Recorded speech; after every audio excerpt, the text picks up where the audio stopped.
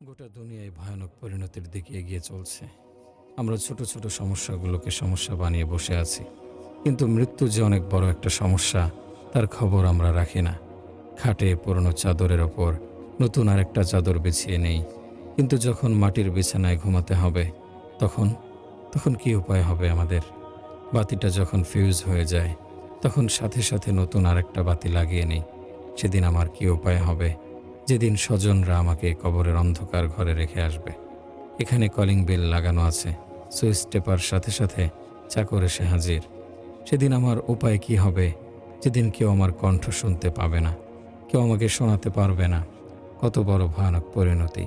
কাপড়ে দাগ লেগেছে, এটা তুলে দাও, কিন্তু সারাটা শরীরে পোকামাকড় হেঁটে বেড়াচ্ছে, কিন্তু কোনো প্রতিকার নেই।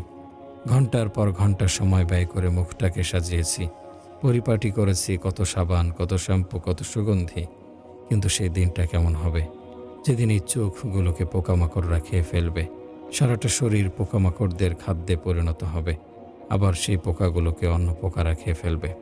আফা হাসিবতুম আন্নামা খলাকনাকুম আবাসা, তোমরা কি মনে করেছো আমি তোমাদের অনর্থক সৃষ্টি করেছি? কি পরিণতি হবে তোমাদের?